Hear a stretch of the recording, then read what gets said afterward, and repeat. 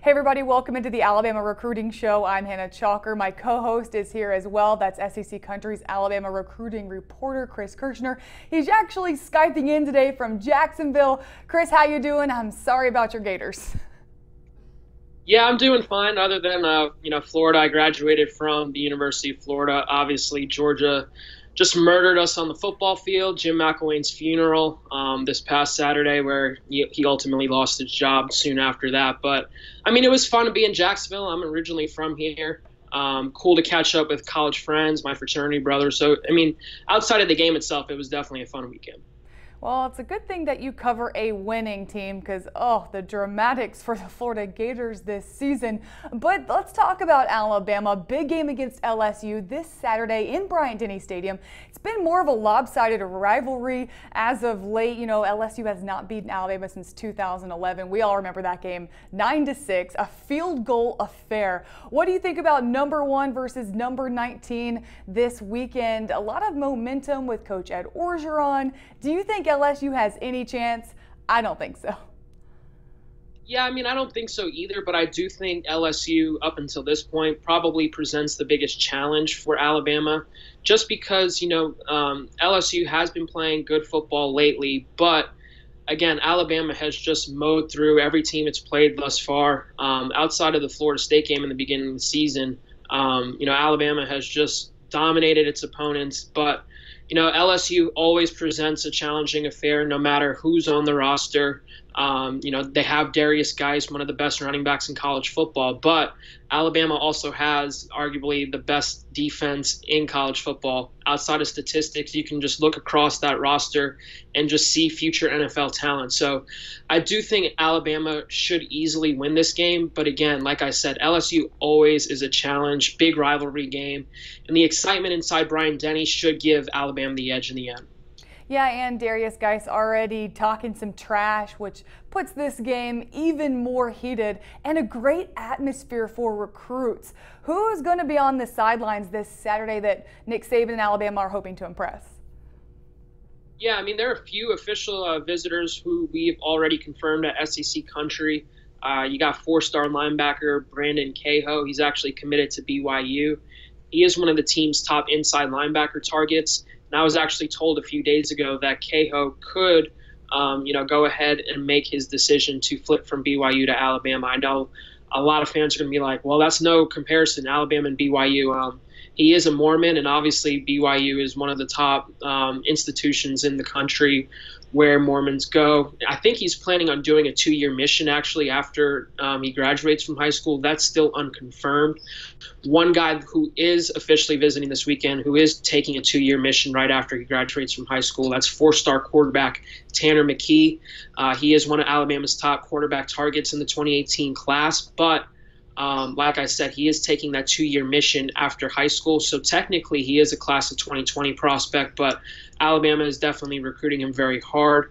A few other guys, Nadab Joseph, 4-star cornerback out of South Florida. Savion Smith, another 4-star cornerback out of the junior college ranks. So, I mean, those are guys that I would keep an eye on as far as official visitors are concerned. There could be more names added later on, but we'll see. Right now, those are some names that I would keep an eye on for Alabama. Thanks so much, Chris. We are on Facebook Live taking comments, and Judy Spurlock says, I'm not sorry about your Gators losing. So, ouch, Chris. But she did say roll tide all over LSU. So, fans, keep interacting with us all show long, and we'll get to your questions a little bit later. We'll try to get to all of them. But right now, let's turn our attention to finally, Alabama gets a commit, their first commit in over a month. That's Emil Ekiyor, 4-star offensive lineman. We talked about him last week, Chris. He was committed to Michigan, and you said it was an imminent flip. Well, he flipped. How big is this for the Crimson Tide? It's definitely a big time commitment for Alabama, just because when you look at Alabama's current roster, Bradley Bozeman, who plays center for the Crimson Tide, his eligibility will have exhausted after the season. So there's an immediate opening at center when we look at the 2018 Alabama Crimson Tide. As of now, Alabama did recruit a center in the 2017 class in Hunter Brannon, a 3-star prospect. They also have Brandon Kennedy, and who knows, Nick Saban and offensive line coach Brent Key could decide to move a current starter on the offensive line to center. But right now, Ekiyor definitely has the chance to come in next year and make an immediate impact for Alabama, just because, like I said, there is an immediate opening. He is the nation's #2 center. I actually got a chance to see Ekiyor out in Oregon this past summer for the opening out in Nike headquarters. And I have to say that out of all the offensive linemen there, especially the interior offensive linemen, Ekiyor was just the meanest, nastiest offensive lineman. And that's what you look for in these offensive linemen. You want them to be mean and nasty in the trenches. And Ekiyor definitely was one of those guys. So it's a big-time pickup for Alabama. So Alabama gets their mean and nasty offensive lineman. He committed on Sunday, but you have a couple other guys on your list of offensive linemen that Alabama has their eye on. Who are those guys? Yeah, there are two guys that Alabama fans need to know, and those are four-star tackles Nicholas Petit-Frere and Penei Sewell. Right now Alabama has 3 offensive line commits after adding Ekiyor. Ekiyor joins 4-star tackle Tommy Brown and 3-star guard Jarrett Bell. But, Petit-Frere and Sewell are definitely big-time guys that Alabama wants to add in this class. We'll start with Nicholas Petit-Frere. He's out of Tampa, Florida. He's probably down to 3 schools at this point, although Florida is one of those 3 schools, and with the Gators firing Jim McElwain, who knows just how that affects Petit-Frere as of now in his recruitment. Petit-Frere is very, very quiet when it comes to interviews. He's very smart, so he knows how to answer questions really well. So he's not giving off any hints when it comes to where he's leaning. He did take an official visit to Notre Dame this past weekend, one of his final schools. And I know Notre Dame feels confident coming out of that trip. Alabama has yet to host Petit-Frere on campus this fall, but it should be expected that he'll visit at some point. It wouldn't be a surprise to see him get added on that official visitor list this weekend, with it being Alabama's biggest remaining home game. As far as Penei Sewell, 4-star offensive tackle out of Utah, he took an official visit for the Tennessee game, and after talking to his father, I feel pretty confident that Alabama will eventually land his commitment. It's just a matter of when Sewell actually wants to commit. From talking with Gabriel Sewell, Penei's dad, it seems like Penei wants to end his recruitment pretty soon, even though that there isn't any set commitment date just yet. He is going to sign during the early signing period on December 20th, so this recruitment is going to wrap up in just over a month or so. So I would keep an eye on those two guys. I'm more so confident in Alabama landing Penei Sewell than I am in Petit-Frere.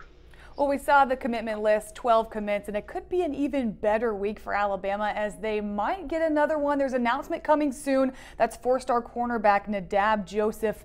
He's between 3 schools, Alabama, UGA, LSU. This might be a huge weekend for him to make that commitment. What are you hearing about Joseph? Yeah, I think Nadab Joseph will go ahead and make his commitment at some point this week. It's just not clear what day he's going to choose to announce his decision, but when he does announce, I expect Alabama to be the choice. He was originally committed to LSU, one of his 3 finalists. And actually 2 months prior to Joseph decommitting from LSU, he actually told me that it was likely that he was going to go ahead and decommit from the Tigers. It was just a matter of when. And then 2 months after I had that conversation with him, he ended up decommitting from LSU. And it was actually a surprise to me that he just didn't go ahead and flip to Alabama at that point, because the Crimson Tide were trending in his recruitment well before he decommitted from LSU. And I thought that Alabama was primed to flip him at some point. But, with him going ahead and making this decision now, I fully expect it to be Alabama for one reason. He's going to take an official visit to Tuscaloosa this weekend, so I don't see him committing to Georgia, say, on Friday, and then showing up in Tuscaloosa the next day and say, "Oh, hey guys, I'm now a Georgia commitment. Sorry to hurt your feelings or anything." But I expect Nadab Joseph to be an Alabama commit by Sunday. All right, so a name to keep your eye on, and I have a feeling that game this weekend in Bryant-Denny Stadium is going to be a big factor for him if he hasn't already made up his mind. Well, it hasn't been all good news for Alabama, Chris. They did lose out on four-star defensive tackle Bobby Brown. He made his commitment to Texas A&M on Friday, actually, before even heading to College Station for the game. And what happened there? I know that there was some things that were up in the air with him, but he is a Texas native. He's from Arlington, Texas. But what happened with that commit? Yeah, I mean, Alabama was definitely surprised it lost out on Bobby Brown. As I said on last week's show, Brown was Alabama's top defensive tackle target on the board. He's been that way since the summer when he visited Tuscaloosa. But ultimately, he decided that he just wanted to stay in the state of Texas and play for the Aggies. It wasn't a slam dunk thing for Alabama when it came to possibly landing his commitment. It was always going to be somewhat of a challenge, but Alabama definitely felt confident heading into his decision to announce his commitment. He was originally going to announce his commitment this Thursday. He decided to push it up, and when Brown pushed it up before he officially visited Texas A&M, that's when sources in Tuscaloosa were like, what is going on? We didn't expect this. He just visited Tuscaloosa this past weekend, last weekend for the Tennessee game. They definitely felt confident coming out of that trip, and all signs pointed to Brown choosing the Crimson Tide on November 2nd when he was originally going to announce his decision. But surprisingly, he decided to push up his decision and commit to Texas A&M. But the only thing with that is that, it's still unclear what's going to happen with Kevin Sumlin. The Aggies lost in a pretty bad way to Mississippi State. Mississippi State pretty much dominated them throughout the game. And who knows what's going to happen with Kevin Sumlin. Obviously, he's been on the hot seat, and he's somehow found a way to get off that hot seat a couple weeks ago after some wins for Texas A&M. But who knows how Texas A&M is going to finish. If the Aggies go ahead and make it a coaching change, perhaps Brown decides that Texas A&M isn't the right spot for him and he flips to Alabama. But again, that's too soon to say.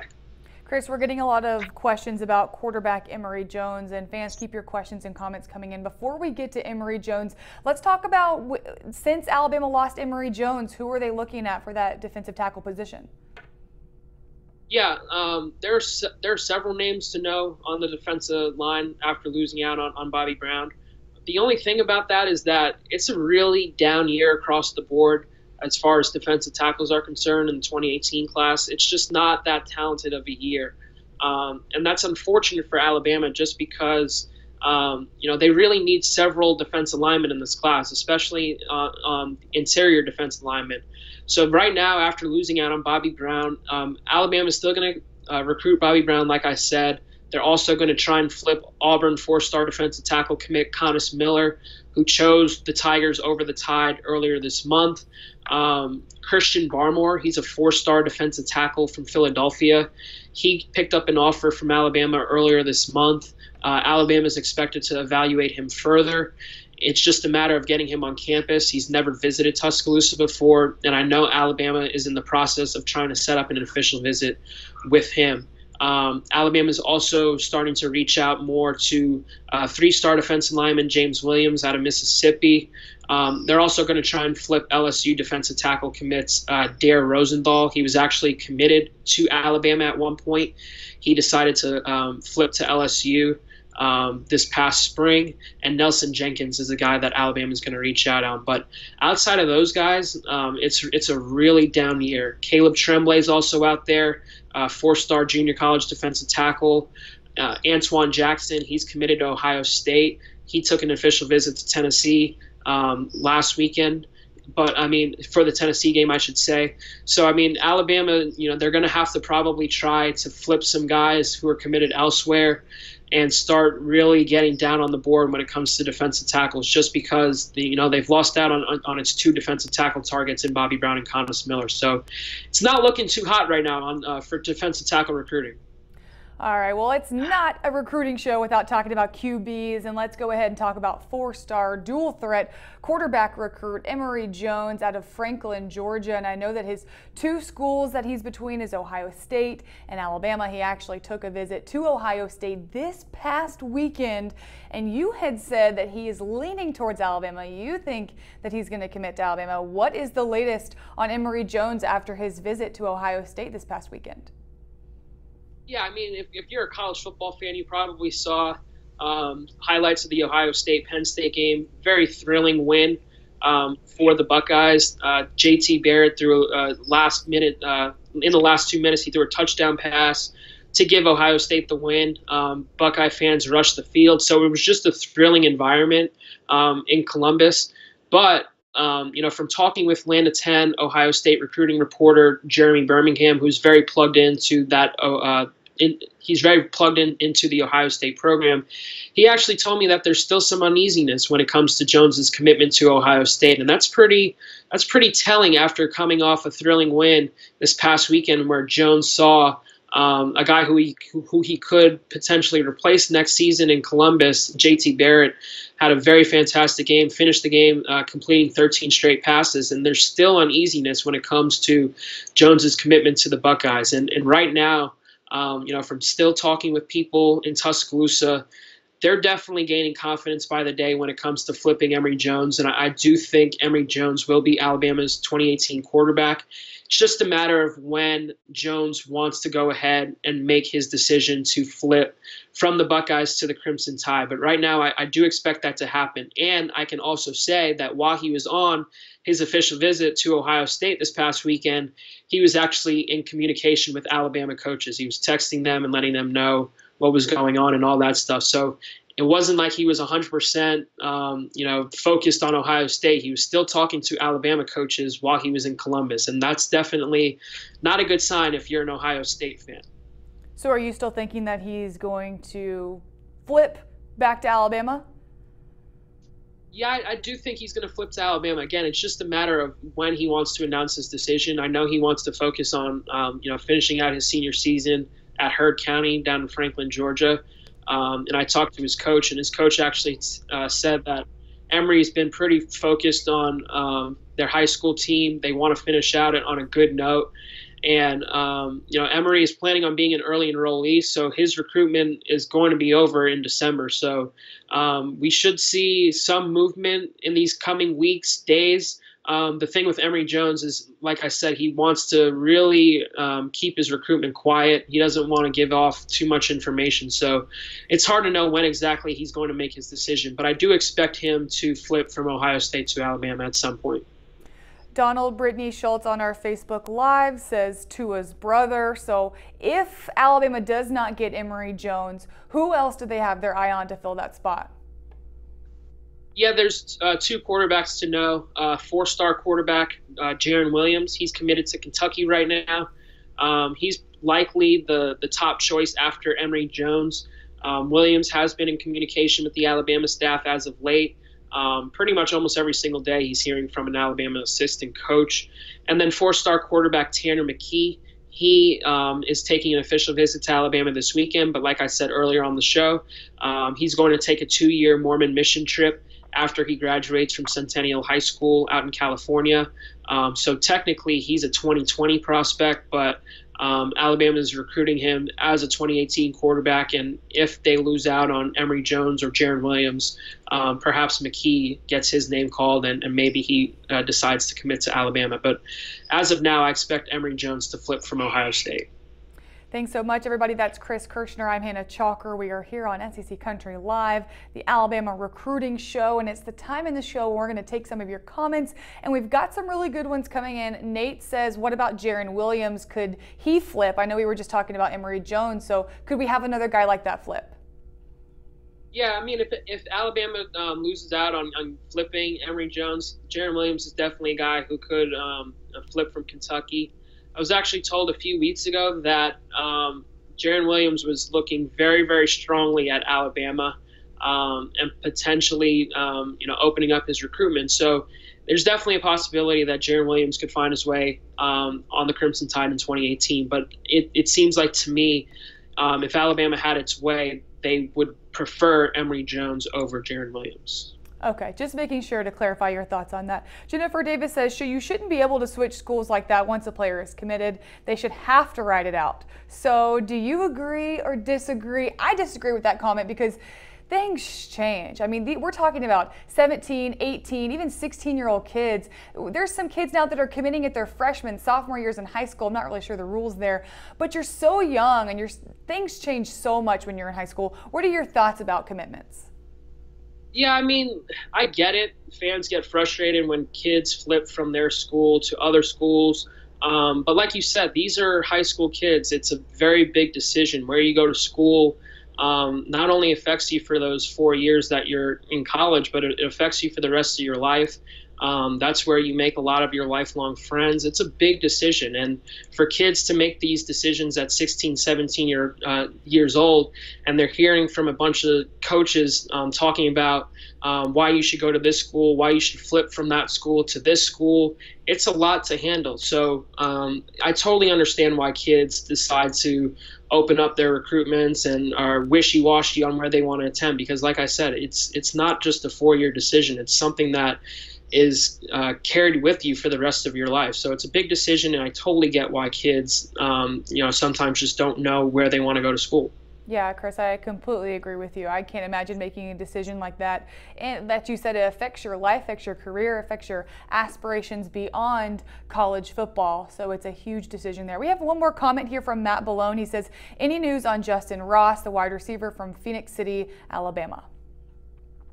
Yeah, I think Justin Ross at this point, 4-star wide receiver, top prospect in the state of Alabama. I think right now he's trending toward Clemson. I go back to a conversation I had with Ross in person in April. It was the first time he visited Clemson, just about a week prior to me talking with him. And for those who don't know, Ross is a very, very quiet kid. He doesn't really talk much about his recruitment.